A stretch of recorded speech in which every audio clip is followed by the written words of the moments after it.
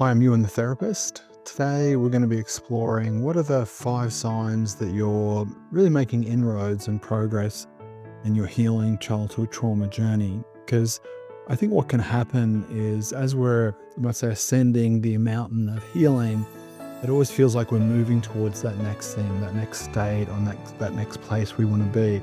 And often we can forget to kind of stop and look back and think, yeah, I'm not where I was. I've arrived somewhere different to where I was. And, I think it's important that we do take that time to stop and measure our progress and acknowledge that we're in a better place than what we were started. And what I'd like to do is kind of point out, some of the measures of that, how we can kind of really recognize and see inside ourselves what that progress looks like and just acknowledge it.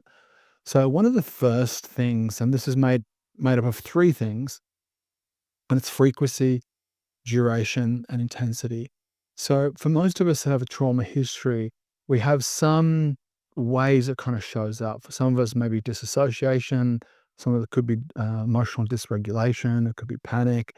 There could be shame cycles. Whatever it is, we have kind of signature spaces that we move into that are very indicative of our trauma. And it's kind of the things we're trying to heal. When I have this reaction to this phenomena, this has this kind of negative effect. And healing involves this process of working on that stuff. So what you'll find is as you progress in whatever method or model you're using, what you'll find, and we'll just say a shame spiral or a shame cycle as an example, that those shame cycles happen less frequently.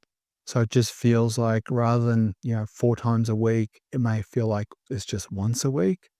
So there's a decrease in frequency. That's the first thing that you can notice. It just seems to happen less.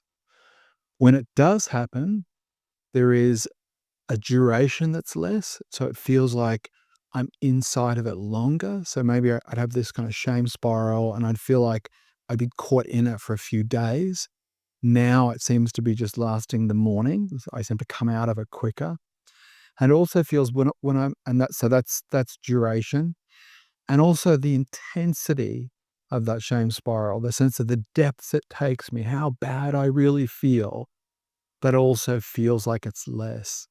So what we discovered is 3 things that it happens less, seems to happen for not as long. When it does happen, it feels like it loses some of its intensity. So that's something that to be aware of, and you may really notice those 3 things as they occur. Now, some of this isn't sort of linear. Sometimes, you may go through a cycle and it feels like it's happening more than it used to. But in general, when we kind of map it out over a couple of years, you start to feel like, yeah, it's happening less, it's less intense, and the duration is less. So there are 3 signs that, you're making progress. Um, a fourth sign would be this sense of we're saying no where we used to say yes, and we're saying yes in areas that we used to say no. And what I mean by that is often for trauma survivors, no and setting boundaries and asserting boundaries can be quite challenging, particularly if you kind of lean towards codependency or people pleasing. And that capacity, where you start saying no more often than what you used to, when you're not considering other people's feelings all the time and you're considering your own needs, that's a real measure of progress. Because for many of us, that's really hard, if someone needs a favor and you just instantly say yes. And all of a sudden you find yourself more often saying, "Oh, I'll think about it." And more often you find yourself saying no. And first, that no usually is accompanied by a lot of guilt. Like you say no, but I feel bad about it. And eventually, as a real measure of progress, is you're able to say no, and you don't feel bad about it. And the second part of that is where we say yes to things that we normally say no. And what I mean by that is like there's a part of us capable of moving out of our comfort zone, that we're willing to take more risks. We're willing to kind of step out and be seen a little bit more. There's a part of us feels like we're more open to new experiences and less afraid.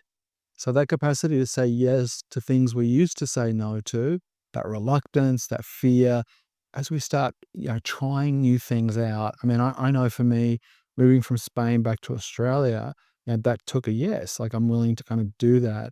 And I just don't think I would have been able to do that 10 years ago. So that capacity to say yes to life and yes to situations that you would have previously said no to, that's another a really good sign.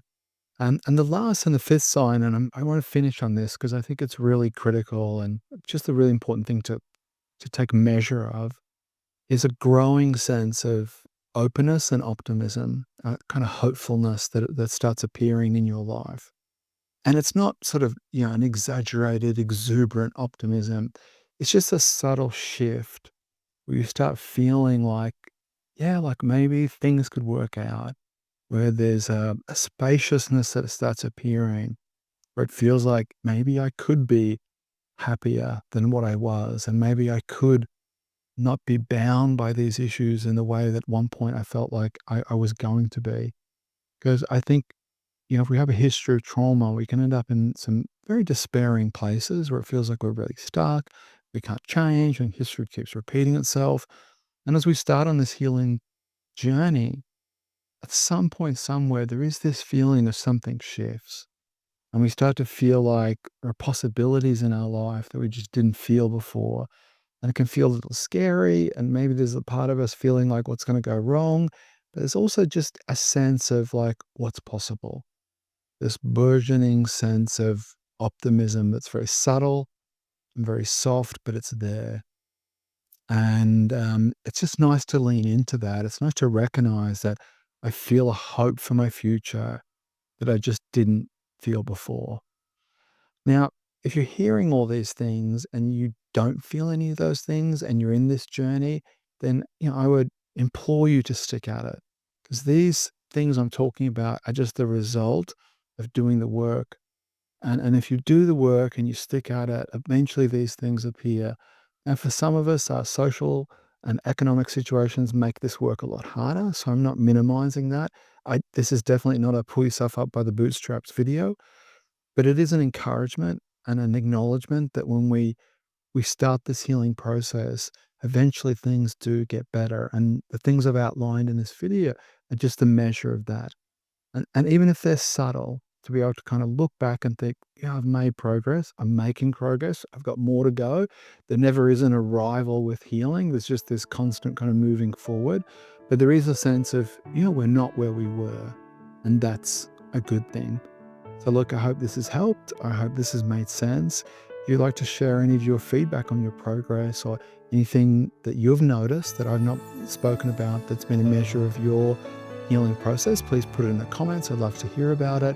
If you're interested in finding more about therapy or anything along those lines, there's a link to my website in the description. Take care of yourself. Bye-bye.